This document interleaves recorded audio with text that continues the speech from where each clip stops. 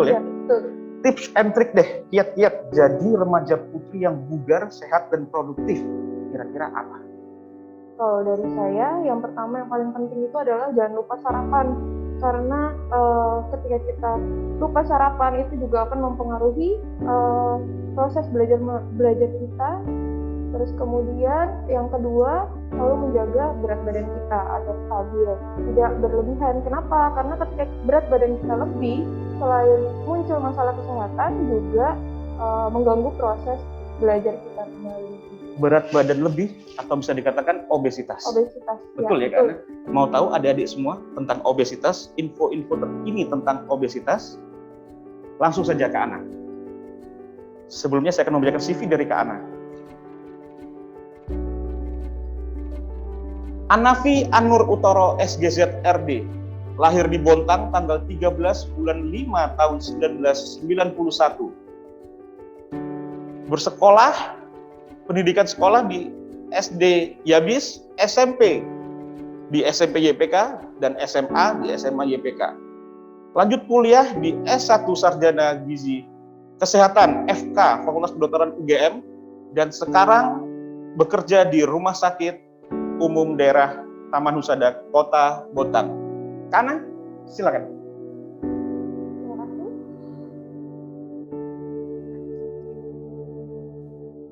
Hari ini adik-adik ya, saya akan membawakan materi terkait obesitas pada remaja. Mari kita mulai saja ya materinya. Yang pertama, ini terkait dengan obesitas sendiri, kemudian yang kedua nanti ada faktor penyebab obesitas itu apa aja, yang ketiga ada dampak obesitas, yang keempat pengendalian obesitas, dan yang terakhir adalah tips pencegahan obesitas. Baik, kita lanjutkan. Oke, obesitas sendiri itu apa sih? Obesitas sendiri itu menurut WHO 2000 yaitu adalah penumpukan lemak yang terjadi dalam waktu yang lama yang menyebabkan masalah kesehatan ya.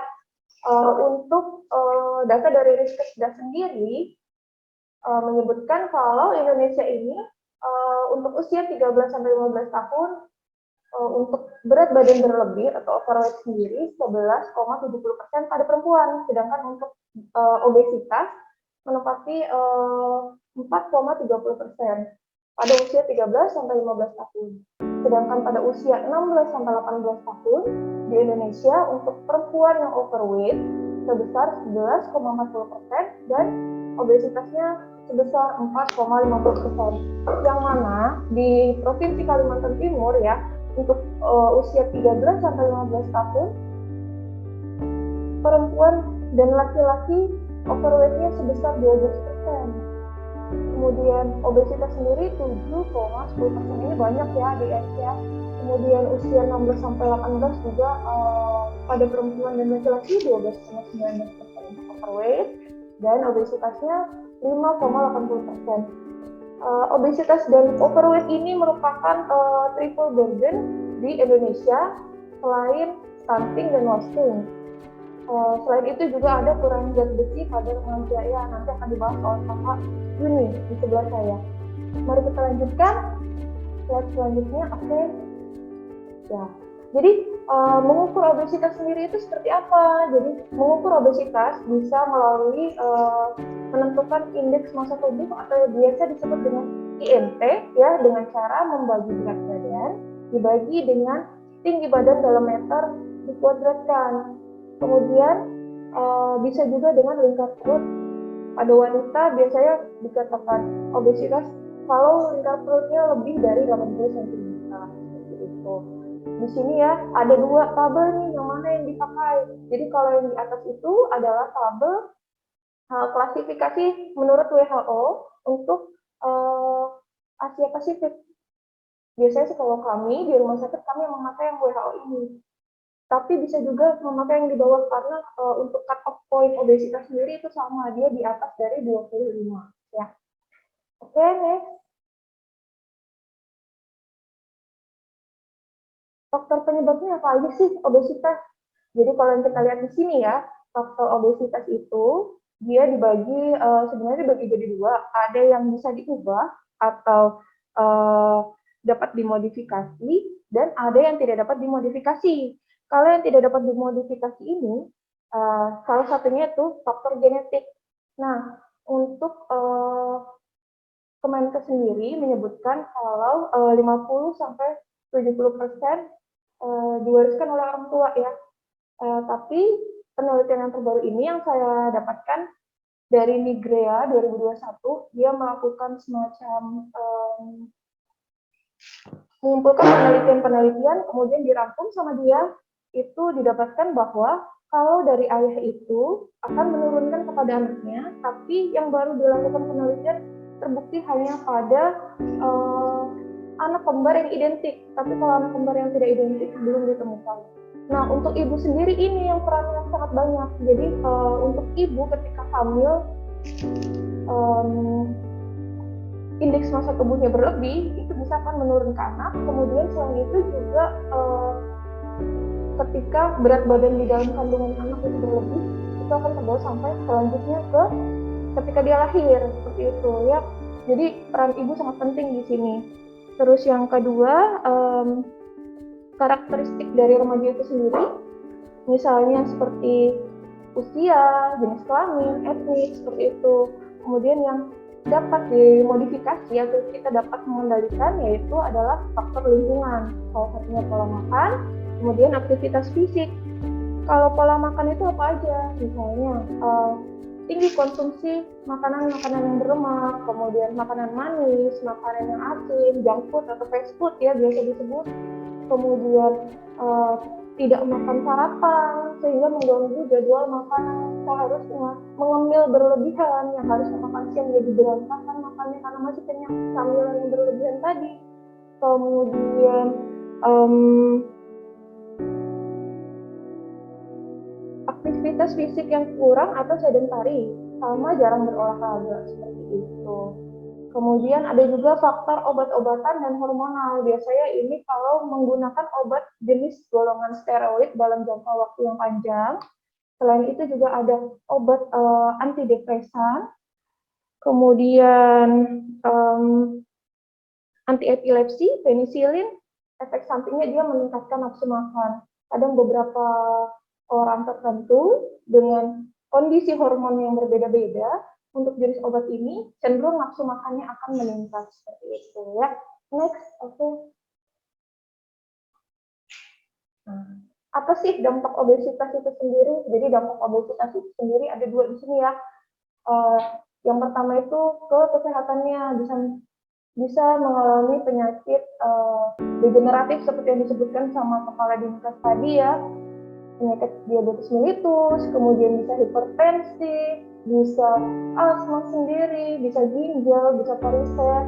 Kemudian untuk yang dampak obesitas terhadap dampak sosial, biasanya cenderung anak-anak yang berat badannya berlebih itu akan sering dibully sama teman-temannya ya, sehingga menyebabkan dirinya kurang percaya diri, itu menurunkan rasa percaya dirinya tersebut. Kemudian penampilan jadi kurang menarik, yang harusnya bisa memakai baju ini jadi tertentu baju yang bisa dipakai. Kemudian juga cenderung karena bodian dari teman-teman cenderung menarik diri sehingga mudah depresi itu tadi, bisa berakibat dari dampak obesitas terhadap dampak sosial ya. Oke, selanjutnya. Nah, bagaimana sih cara mengendalikan obesitas itu sendiri?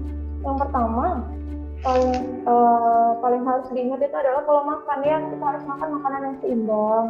Kemudian kita harus sarapan pagi, tidak melewatkan makan sarapan ya, karena itu juga merupakan kebutuhan yang harus konsumsi untuk memulai aktivitas kita. Kalau kita kurang asupan makanan di pagi hari, cenderung lemas, letih ya. Kemudian makan tepat waktu, makan beraneka ragam jenis makanan. Kenapa? Kalau kita mengkonsumsi berbagai macam jenis makanan akan melengkapi kebutuhan zat gizi di dalam tubuh kita. Kemudian mengukur secara berkala sebenarnya itu berat badan saya ini seberapa, apakah masih masuk dalam kategori normal atau tidak ya. Mengukur secara berkala, menimbang berat badan. Tidak lupa juga olahraga, itu yang paling penting juga, olahraga ya. Jadi kebanyakan anak-anak sekarang karena kondisi lagi COVID, jadinya kurang berolahraga. Padahal olahraga itu banyak loh, nggak mesti yang di luar kan. Bisa juga sepeda statis, jalan di tempat, atau berkeliling di sekitar rumah, membantu pekerjaan rumah tangga. membantu ibu bersih-bersih, kemudian jangan biasakan untuk duduk terlalu lama atau enggak main gadget terlalu lama ya. Terus kemudian jangan lupa untuk tidur yang cukup. Jadi minimal 7 jam dalam sehari ya. Oke, selanjutnya. Nih, ini adalah tips penjagaan obesitas dari saya yang harus dilakukan, yaitu mengganti snack dengan buah atau sayur. Jadi yang biasanya makan snacknya boba-boba, yang biasanya makan snacknya gorengan, bisa diganti dengan buah dan sayur. Kemudian yang kedua, mengontrol porsi makan. Jadi yang biasanya makannya berlebihan, mulai sekarang disesuaikan dengan piring sehat ya. Untuk nasinya seberapa, sepertiga, terus juga banyakin sayur dan buah, proteinnya yang cukup seperti itu. Terus yang ketiga, meningkatkan aktivitas fisik, harus banyak bergerak, jangan cuma duduk manis atau baring-baring ya, banyakin aktivitas fisik, harus banyak bergerak. Yang keempat, konsumsi air putih. Dan yang terakhir, konsumsi beraneka ragam makanan untuk mencukupi kebutuhan zat gizi kita dalam tubuh ya. Yang tidak boleh dilakukan di sini yaitu itu tadi, bermalas-malasan atau sedentary, kemudian merokok ya, minuman ringan dan bersoda, fast food, terus snack manis, asin, berlemak, dan screen time. Maksudnya screen time di sini gadget, main gadget atau enggak game yang berlebihan itu juga nggak bagus buat kesehatan. Oke. Ini referensi yang saya gunakan. Dan terima kasih. Demikian presentasi saya ya, adik-adik ya.